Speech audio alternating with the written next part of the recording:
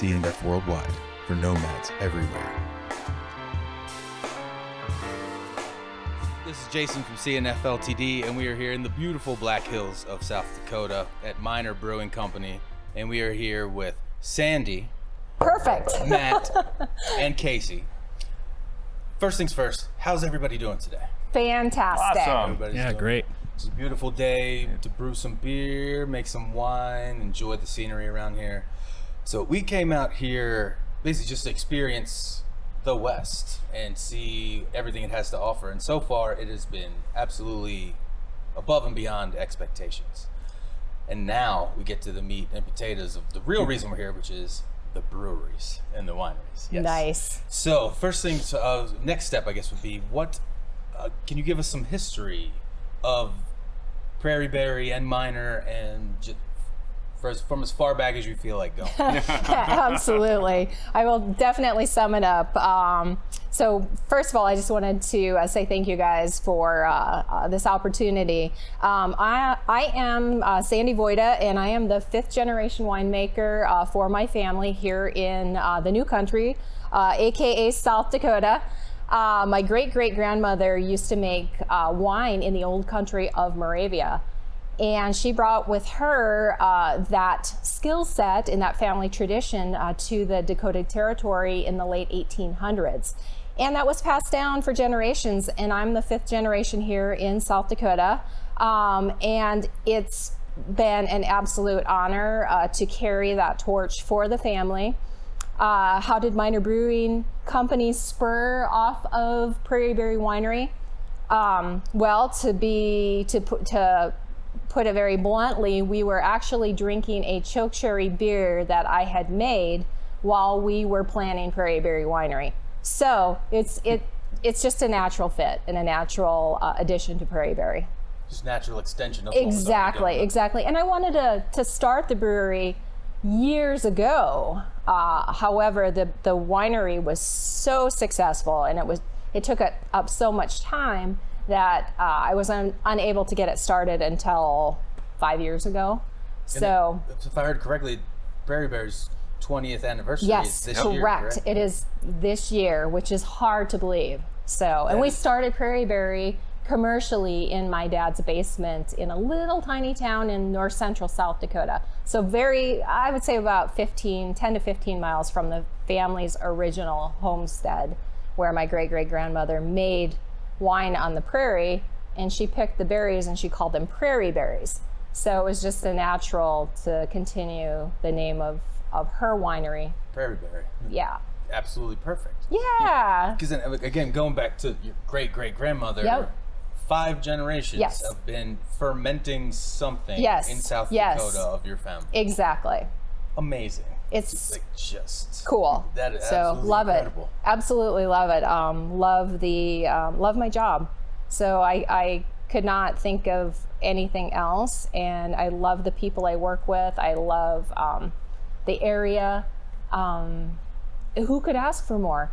I mean, who could not love making wine and beer and sharing that with people who love it just as much as you do? I love it. So that takes me into one of the things that keeps coming up the more and more breweries we get to, yes. The community aspect. Yes. As far as wherever we go, and so far in the last 6 months, from Maine to Key West, Columbus, Ohio, yes. New Orleans, yes. and eventually we'll hit the West Coast. But the unifying factor in all of this is the community aspect behind the breweries, and now they're becoming like the new Irish style public house where the family comes in. It's not a place where you go and get wild. Exactly. It's a place you come to enjoy, and it's a meeting place. Socialize. Yeah, it's just a community center, right. Almost by default. Absolutely. Completely agree. We see that at the winery as well. The brewery is the same. It's where people they'll say, well, let's go for a hike and then let's meet at the winery, or let's go for a hike and let's meet at the brewery. So it's a great meeting place, and it is family friendly. Bring your children, bring your pets. That's what we're about. That's what we're here for. We're here to share this with everyone, and it's a two-way street. So we set out to do this, and this is what we're doing. So That's yeah, fantastic. Yeah, love it. And then as far as starting the brewery, again, a little bit different than a lot of people we talk to, whereas you had an established business Yes. before with Prairie Berry, Yes. and the brewery came later on in the process. Yep. Can you go into some of the details of like, okay, well now, I guess when Prairie Berry was starting, what did you have to go through as far as like regulations and funding are the two things that we find Yeah. people have a lot to say about. Yes, yes. So I think as far, and I'll let Matt talk about the funding portion of it. However, the regulation portion was very similar to the wine. As far as the federal paperwork and so forth, that portion is very similar. The differences that I see as far as the production side of it, right now we are not canning, so the wine side requires a lot more federal regulation in that when you package wine into bottling. So that's where there gets to be a little bit more regulation, but on the beer side, when you start packaging, you see that equal regulation. So if that made any sense. It does, So it absolutely, depends on where you're at in your business and what you're planning on doing, if you're kegging versus canning and so forth. So. And then Matt, as far as the funding aspect of as far as this. funding, when we started the winery 20 years ago, most everyone thought we were nuts to start a winery. We're starting it commercially in South Dakota, and we talked to a lot of banks, and a lot of banks said no. Just that reason, saying that, well, I understand starting a winery in California, but South Dakota, I don't get it. So it was just, there was a lot of no's, and we were self-funded is what it came down to, is that we found money between the cracks of the sofa, wherever we could. Literally dug in our pockets. Yeah, I mean, we moved back, so Sandi was an environmental chemist, I'm a mechanical engineer. We moved back to South Dakota to start this commercially. So Sandi went full-time on the winery. I was working a job, so we had one income, and just used our savings to start the winery. That's why we started it small in Mobridge, in Ralph's basement, because the rent was pretty cheap there. The definition of bootstrapping. And it was just, we started small, started there, moved to Rapid City a couple of years later into a warehouse and had to pay rent, $1,000 a month, and thought we were freaking out because we had to pay that much. And we built up here in 2004, and then have really expanded here had an expansion every other year. But it's 100% bootstrapped. There are no other investors in the winery or brewery. completely self-funded, which is two sides of that coin. One is, okay, it's you are the decision makers. You don't Correct. have to answer to like a board Right. or investors Right. or about shareholders and Nobody things like that. breathing down your neck. And the flip side is you're the ones breathing down your neck. Yes, This yes. is going to work. It's that dedication and the Yes. drive. And again, it's a very small segment of the population that operates that way, where it's like, oh, well, that's a no, but you don't think I'm actually going to stop, do you? No. This is going to happen. Right. Failure was not or is not an option, so to Completely. speak. Yeah. And then failure is only an opportunity to learn and push forward. Exactly. Basically. If you don't learn from that's the only time it's a mistake, is if you learn nothing. That's what we found. Perfect. 15 years of doing IT work. We called it Perfect. failing upward. Exactly. Time you break And- something, okay, Yes, now I know. exactly. And some of our best-selling products are through quote-unquote failures, and it's turning that failure into a positive. And the growth of that product was explosive, and that's what you do. That's how you make it work. So, yeah, it's exciting. It's awesome. Yeah. Casey, get you involved here. What do you do here, man? Besides greeting us in the parking lot. That's a great question. I ask myself sometimes too. I'm Casey Nordine. I'm the hospitality manager down here at the brewery. Okay. Been here since our first summer, and we're just about to start our 6th summer, which It's mind-boggling how quickly that's gone. Gone. It's a little bit of everything down here. You brought up the community aspect, which I think is a great point. As a broad spectrum, I'm sure you guys are familiar with like the Campfire Relief Fund that was started Yes. by Sierra Nevada. So Absolutely. that's something we participated in. And I think that's a great depiction of this national sense of community amongst the brewing industry.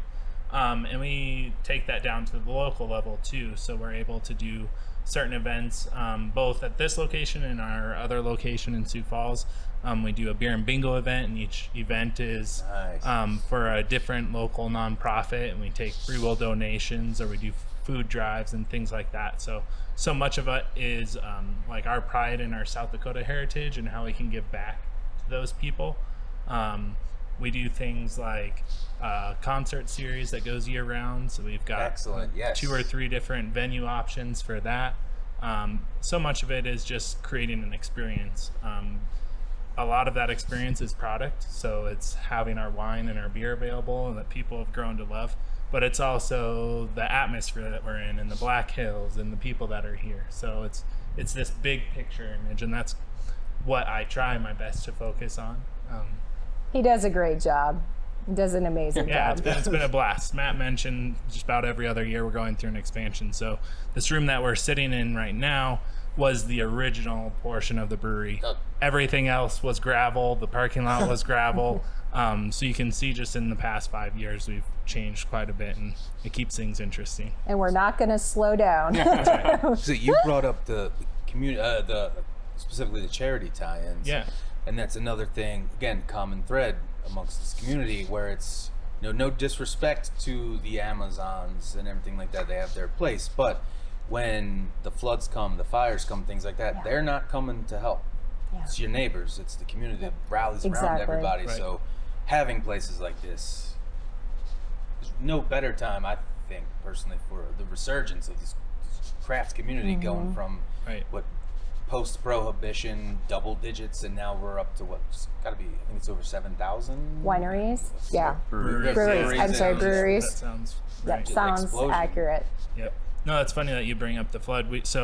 Our other location is in Sioux Falls, and they've had a lot of the flooding that's been going on this winter and we spring. drove through that on the way here, Just, I believe this coming weekend they're hosting a fundraiser for the Sioux Falls flood relief. It's just, we are so grateful to all the people around us. This is such a tourist-driven area. Right, yeah. But it's the locals that keep us open in the wintertime, and it's the locals that spread the word on the quality experiences that they've had. So those are the people that we want to give back to, even though we do so much of our business with people from outside the area. But they're your best business card. So Right. what's like an old travel tip I learned years and years and years ago? You're in a place for the first time, you look for the places that have huge lines because they're probably the local spots. Right. And if the locals are packing it, you probably want to check that one out. And the first time we came through the Black Hills was about 5 or 6 years ago. Okay. And I'm pretty sure Miner was almost, if it wasn't brand new, it was less than a year, I think. And it was full Nice. when we came through. And it was pretty much split between, it was around Sturgis time. So a lot of bikes in the parking lot, but a lot of local South Dakota plates as well. So we're like, this has got to be worth the stop. And now, Cool. 5 years later, You're back. yeah, mind blown completely here. So let's move on to the products. There's the product experience. Where do the ideas come from? Right? I know, it's such an easy question. Oh my goodness. There are so many beers to make. Not enough time and not enough tap lines. It's like we need to have that whole wall full of tap lines with all of the ideas and the creations and the concoctions. I think having the experience on the wine side adds fodder to the fuel of creativity. I mean, there is so much crossover and so much opportunity to incorporate something from the wine side into the beer side and vice versa. So it's just this palette of colors and creativity become expansive and endless, universal. So I may taste something, or if a fruit is in season, or for example, right now we are fermenting choke cherry wine on the wine side, and as a wine is being developed, for example, it may spur an idea over on the beer side. So there's this constant track going back and forth, and it's just like this, and a lot of times I will know how to start. I'll have a little seed of an idea how to start something, and it will just develop as the fermentation continues, and then it becomes the product. So something will start out, say, with a very simple malt bill, and then it just will build upon during the course of the fermentation. So it'll just happen.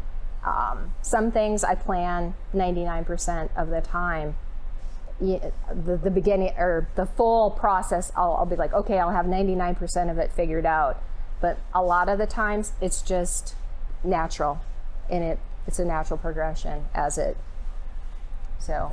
And then there's also sometimes those happy accidents. Yes. Where things yes. come in. So right. Shout out real quick. Can't forget about those. The happy accident. Matt and Kyle. Shout out to Untold Brewing in Scituate, Massachusetts. They had a great story of new grist mill, ran some darker malt through it. They were just testing something out, then ran another grain through it, brewed it. Like, well, that's not what we wanted, but that's excellent. And we're gonna recreate that and keep it moving. Love it. Absolutely love it. Love it. Having extra fruit, for example, in the freezer, in the hops freezer, some fruit that was picked. Speaking of fruit that's picked, I do want to give a shout out to the folks that have been very instrumental in harvesting our fruit here in South Dakota.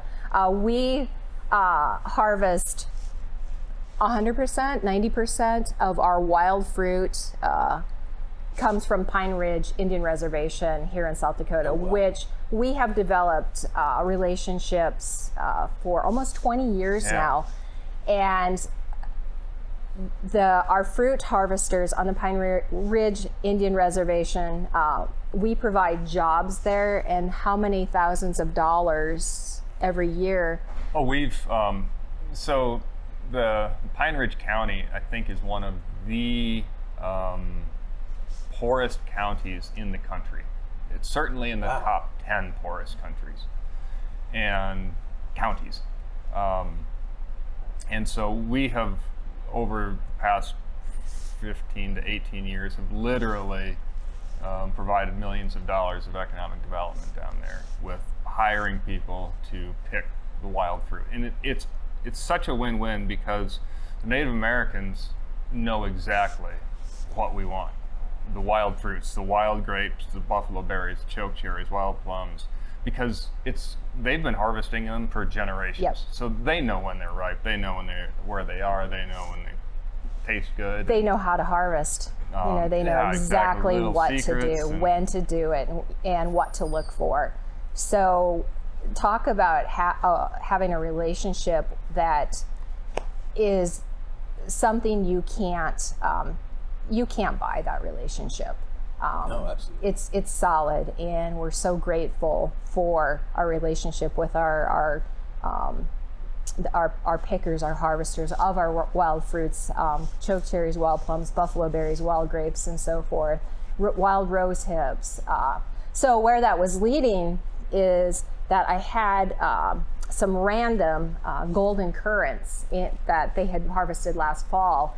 And so I just threw together a mead probably 2 or 3 weeks ago using some remnant honey, local South Dakota honey, and the recipe just developed. I threw in some of those golden currants, and one thing led to another, and created this really unique metheglin that we're going to be probably releasing for American Craft Beer Week. So those are one of those serendipitous moments that things just transpire. Is that the correct term? Transpiration? And created this really unique product.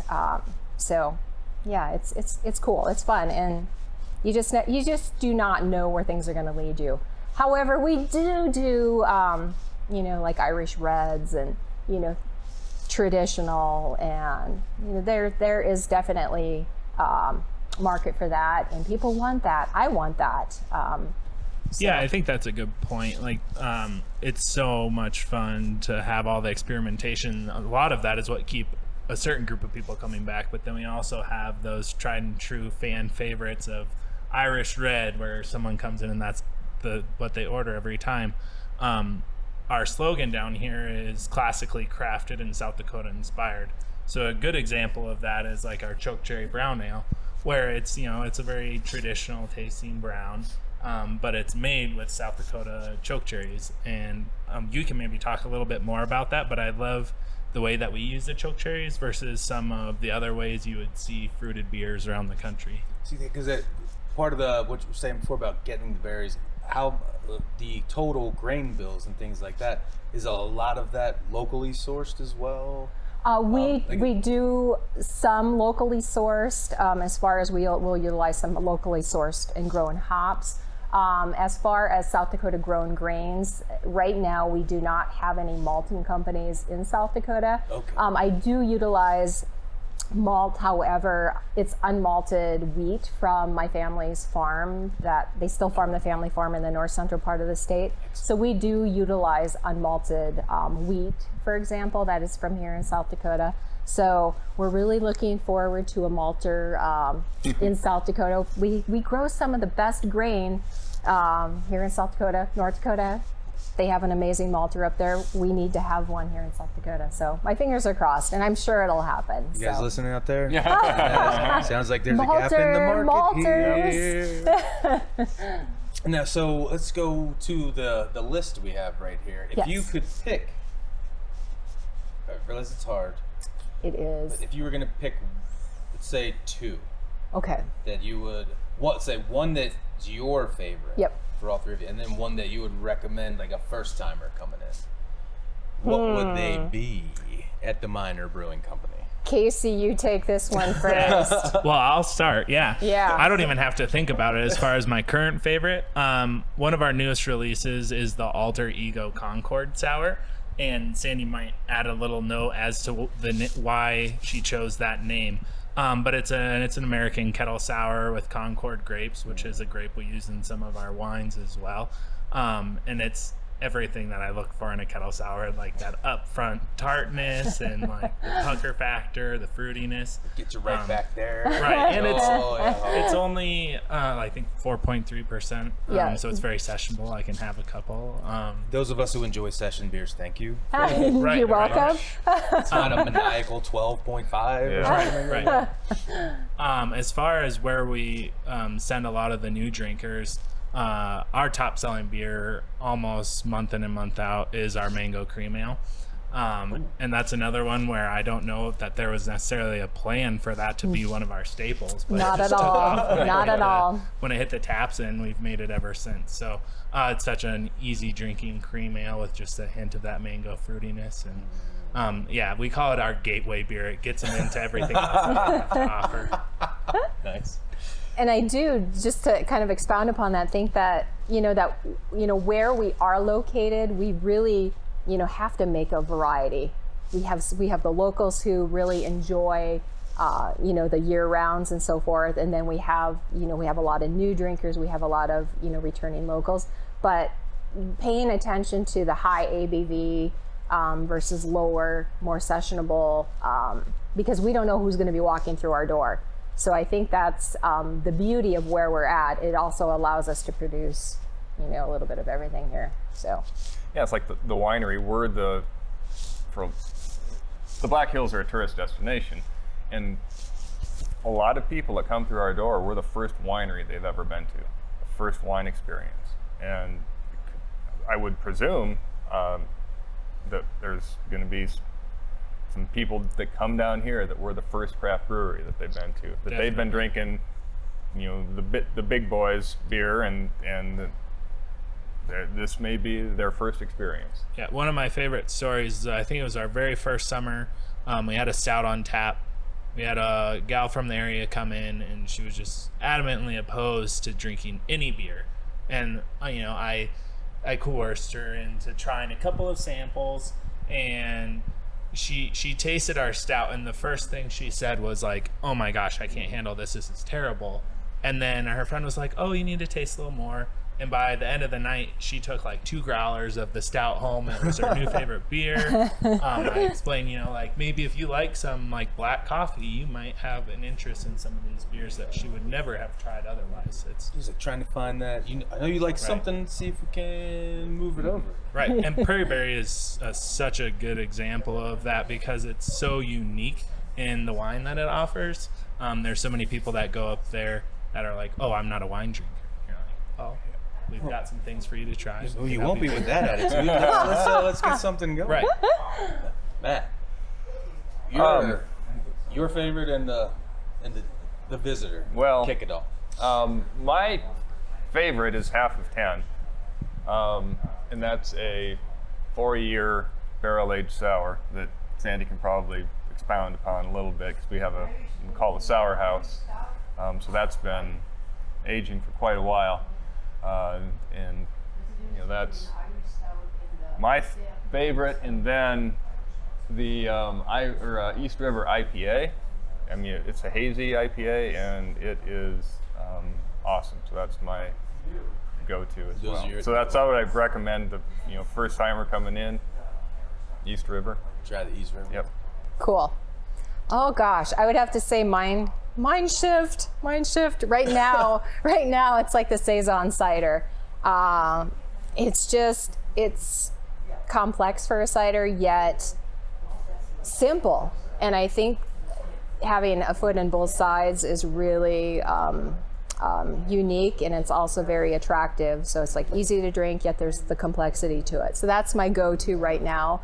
And as far as recommending a beer to somebody who isn't really a beer drinker, my first recommendation would be the Choke Cherry Brown.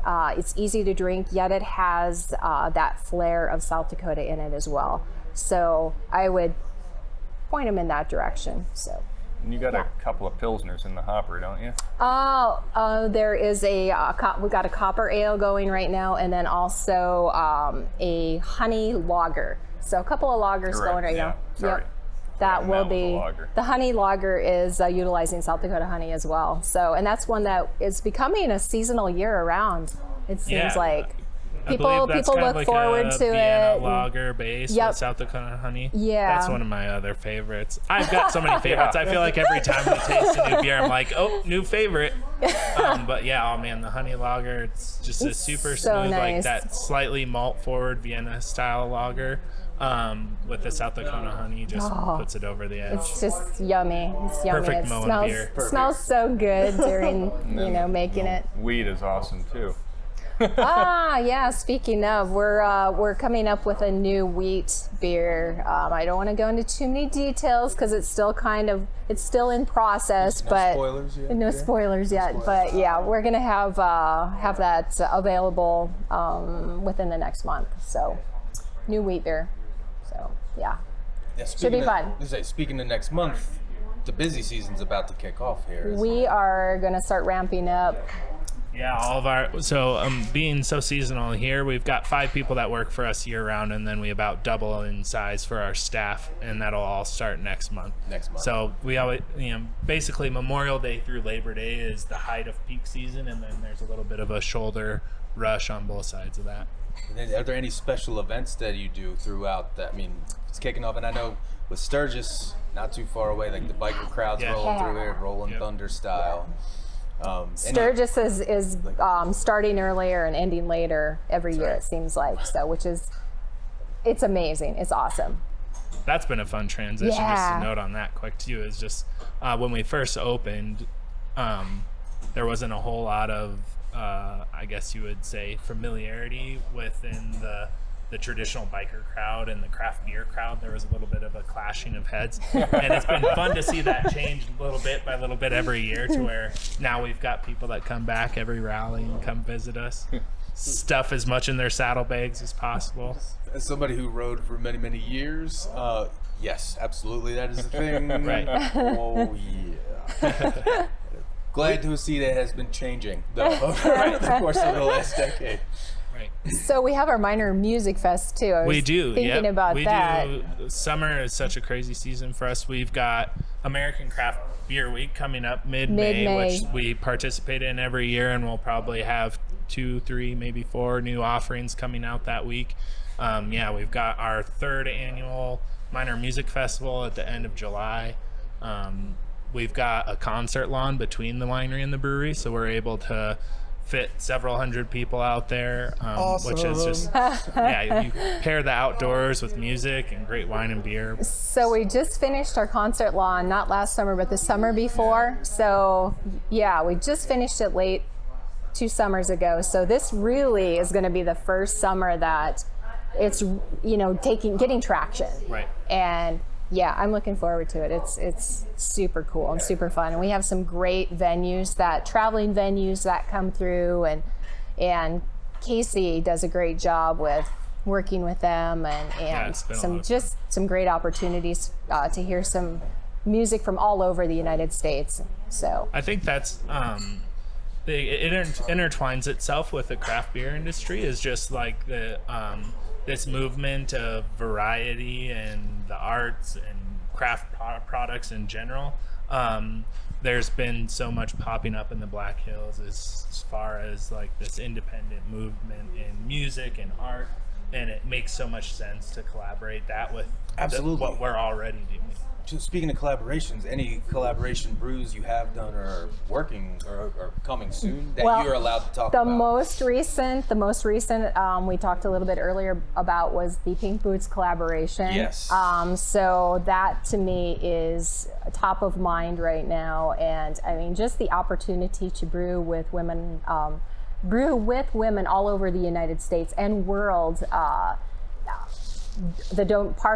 Part of the donation of our beer that we brewed that day, which is called Tapestry IPA, will go towards, we'll donate that to the Pink Boots Society, and that money will go towards scholarships for women that are interested in learning more about the beer industry. So I think that is like absolutely one of the top collaborations ever, and just an honor to be a part of that. And if there are any women brewers out there that would love to get together and do a collaboration, get a hold of me. I would love to. It would be super cool.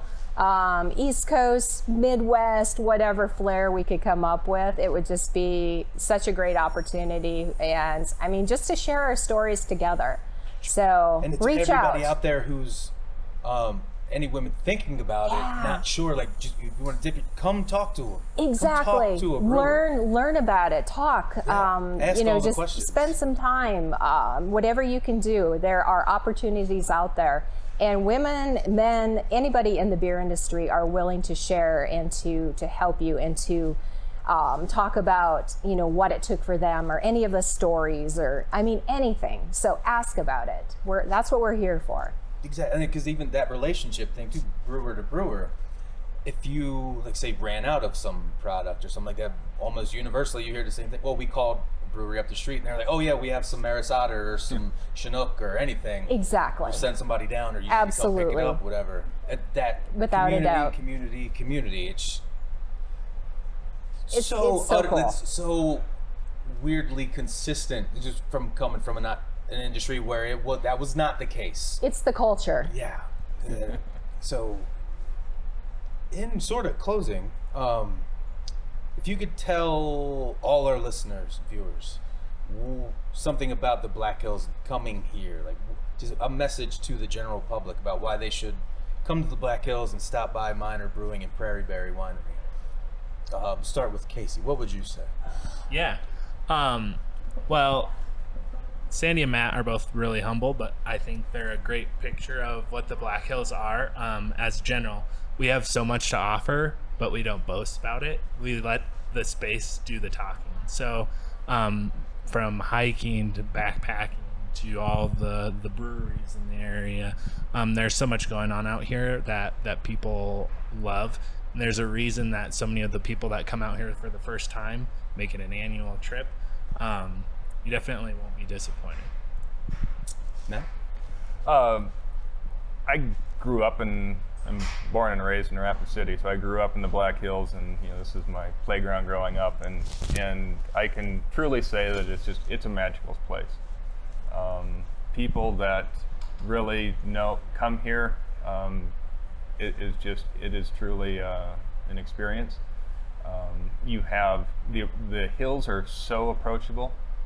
Even though we have millions of tourists through a year, you can still hike the busiest trails here and not be crowded. And I think that's what is attracting a lot of people here, is that there's so many trails you can go out on and not even see anyone. So everything is so approachable here, and we're getting a good culture here now, and that's what's really cool. Is that we have a great Black Hills beer culture. We have some great restaurants in the hills now. There's so many hikes and things to do. There's obviously the big attractions of Mount Rushmore, Crazy Horse, Badlands, caves, and it's just a great family destination. Casey and Matt pretty much summed it up. They summed it up. I look out my office window. I look out the brewery overhead door when I'm brewing, and I'm in awe. I am in awe, and I will never get tired of it. It's just, I can't believe that I'm here, and I'm just so grateful. So come on and see us. Come on and see the Black Hills. You heard her, Nomads. Can't say it better than that. Whatever you got to do, come here. It's worth it. Especially if you're even thinking about coming, we implore you, we urge you, do it. Come out here. You will not regret it. In closing, all I can say is thank you so much. Thank you so much for letting us come in here and shoot and interview and being so open. I think that's it for this podcast, Nomads. This is Jason from CNF signing off, and we will catch you on the road. CNF Worldwide, for nomads everywhere. This broadcast was produced by CNF Limited for nomads everywhere. The contents of this broadcast are the property of CNF Limited. All rights are reserved.